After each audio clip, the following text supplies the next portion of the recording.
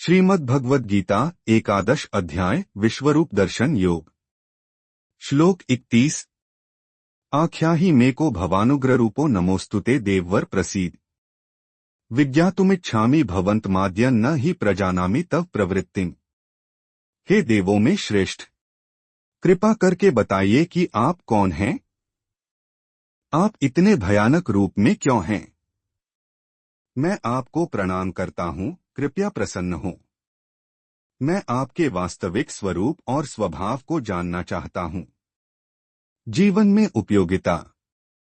यह श्लोक हमें सिखाता है कि जब जीवन में कोई परिस्थिति भयावह हो जाए और हमें समझ न आए कि उसके पीछे क्या कारण है, तो हमें डरने की बजाय प्रश्न करना चाहिए। अर्जुन की तरह हमें जिज्ञासु बनना चाहिए ताकि हम सत्य को जान सकें। यह श्लोक यह भी बताता है कि जब भगवान का स्वरूप भी हमें भयभीत करता हो, तब भी श्रद्धा और विनम्रता से पूछना उचित है। जीवन में कई बार भय रूपी परिस्थिति ईश्वर के किसी गहरे उद्देश्य की ओर संकेत करती है। श्लोक 32। श्री भगवानुवाच कालोस्मि लोकक्षयकृत प्रवृद्धो लोकान्स्माहर्तुमे प्रवृत्तः ऋतेऽपि त्वा न भविष्यन्ति सर्वे येवस्थिताः प्रत्यनीकेषु योधाः। भगवान बोले, मैं महाकाल हूँ, संसार को नष्ट करने वाला हूँ। इस समय मैं इन सभी लोगों का संहार करने के लिए आया हूँ। तेरे बिना युद्ध किए भी ये सब योद्धा मारे ही जाने वाले हैं। जीवन में उपयोगिता। यह श्लोक हमें सिखाता है कि समय काल सबसे बड़ा नियंता है। कोई भी शक्ति समय के सामने टिक नहीं सकती। जीवन में जब हम किसी कठिन परिस्थिति में होते हैं, तब हमें समझना चाहिए कि कुछ घटनाएं समय के अनुसार पहले से निर्धारित होती हैं। हमें केवल एक निमित्त बनकर कर्तव्य निभाना होता है। यह श्लोक हमारी अहंता को तोड़ता है और नीति में विश्वास करने की प्रेरणा देता है। श्लोक 33। तस्मात् त्वमुत्तिष्ठ यशो लभस्व जित्वा शत्रून् भुङ्क्ष्व राज्यं समृद्धम्। मयैवैते निहिताः पूर्वमेव निमित्तमात्रं भव सव्यसाचिन्। इसलिए हे अर्जुन, तू खड़ा हो और यश प्राप्त कर। शत्रुओं को जीतकर समृद्ध राज्य का भोग कर। ये सभी मेरे द्वारा पहले ही मारे जा चुके हैं, तू तो केवल निमित्त बन। जीवन में उपयोगिता। यह श्लोक प्रेरणा देता है कि जब हम कोई महान कार्य कर रहे होते हैं, तो वह केवल हमारी शक्ति से नहीं होता, हम एक साधन मात्र होते हैं। भगवान की योजना पहले से तैयार होती है। इससे हमें अपने जीवन के उद्देश्य को पहचानने और कार्य करते समय अहंकार से मुक्त रहने की शिक्षा मिलती है। यह भी सिखाता है कि सफलता की दिशा में पहला कदम उठ खड़े होना है। श्लोक 34। द्रोण च भीष्मं च जयद्रथं च कर्ण तथान्यानपि योधवीरान्। मया हतास्त्वं जहिमा व्यथिष्ठ युध्यस्व जेतासि रणे सपत्नान्। द्रोण, भीष्म, जयद्रथ, कर्ण और अन्य सभी योद्धा मेरे द्वारा मारे जा चुके हैं। तू केवल युद्ध कर और भय मत कर, तू निश्चित रूप से शत्रुओं को युद्ध में जीत लेगा। जीवन में उपयोगिता।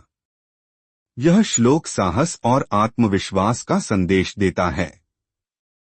जब हमारे सामने बड़े बड़े विरोधी या कठिनाइयां हों, तब भी अगर हमारा मार्ग धर्ममय हो तो हमें बिना डर आगे बढ़ना चाहिए।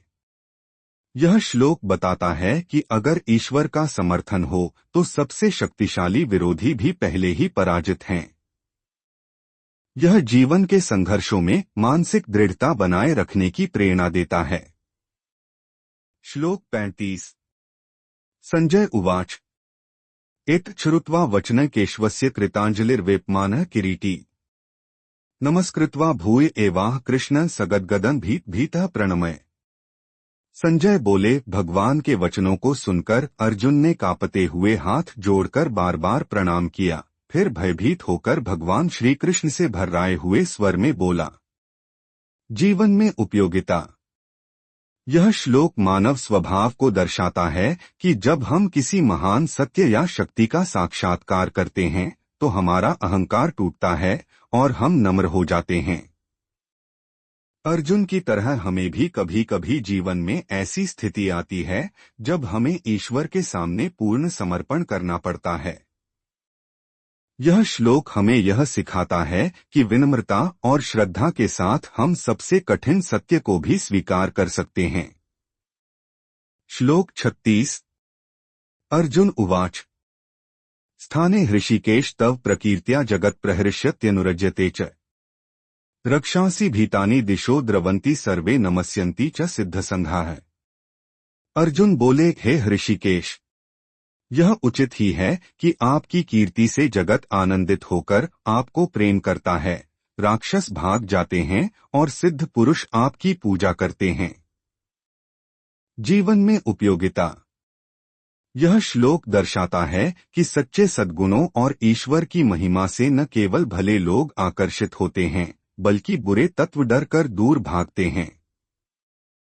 यह हमें सिखाता है कि अगर हमारी आत्मा सच्चाई और भक्ति से भरी हो तो हमारा प्रभाव पूरे वातावरण पर सकारात्मक पड़ता है। यह श्लोक बताता है कि भगवान के नाम का जप और गुणगान हमारे जीवन को आनंद और सुरक्षा दोनों प्रदान करता है। श्लोक 37। कस्माच्ते न नमेरन महात्मन गरीयसे ब्रह्मणोप्यादिकर्त्रे अनंत देवेश जगन्निवास त्वमक्षरन सत्सत्तत्परं यत्। हे महात्मा, आपको कौन नमस्कार न करे? आप तो ब्रह्मा से भी श्रेष्ठ, अनंत देवों के ईश्वर और समस्त जगत के आश्रय हैं। आप अक्षर अविनाशी हैं और सतसत से परे हैं। जीवन में उपयोगिता। यह श्लोक हमें ईश्वर की महत्ता का बोध कराता है।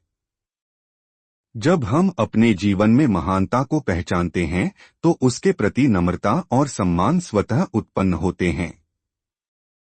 यह श्लोक सिखाता है कि जो परम तत्व सबका मूल कारण है, उसे स्वीकारना और वंदन करना ही सच्ची श्रद्धा है। जीवन में यह भाव हमें अहंकार से बचाता है और दिव्यता के प्रति आकर्षण को बढ़ाता है। श्लोक 38। त्वमादिदेवः पुरुषः पुराणस्त्वमस्य विश्वस्य परनिधानम् वेत्तासि वेद्यं च परं च धाम त्वया ततं विश्वमन्तरु। आप आदि देव हैं, सनातन पुरुष हैं, समस्त विश्व के परम आधार हैं। आप ही जानने योग्य हैं, आप ही ज्ञान के स्वरूप हैं और आप में ही सारा विश्व अनंत रूपों में व्याप्त है। जीवन में उपयोगिता। यह श्लोक आत्मज्ञान की ओर संकेत करता है। यह बताता है कि ईश्वर को जानना ही सच्चा ज्ञान है। जब हम समझते हैं कि भगवान सर्वव्यापक हैं, तब हमारे अंदर भेदभाव मिटता है और सब में ईश्वर को देखने की दृष्टि आती है। यह भाव हमें विनम्र, करुणाशील और आध्यात्मिक बनाता है। जीवन की कठिनाइयों में यह स्मरण शांति और संतुलन प्रदान करता है। श्लोक 39। वायुर्यमोऽग्निर्वरुणः शशांक प्रजाप्तिस्त्वं प्रपितामहश्च नमो नमस्तेस्तु सहस्रकृत्वः पुनश्च भूयोऽपि नमो नमस्ते। आप ही वायु, यम, अग्नि, वरुण, चंद्रमा, प्रजापति और ब्रह्मा जी के भी पिता हैं। आपको बार बार, हजारों बार नमस्कार। फिर भी बारंबार नमस्कार करता हूँ। जीवन में उपयोगिता। यह श्लोक दर्शाता है कि ईश्वर सर्वशक्तिमान और समस्त प्रकृति के आधार हैं। जीवन में श्रद्धा और कृतज्ञता का भाव बनाए रखना अत्यंत आवश्यक है।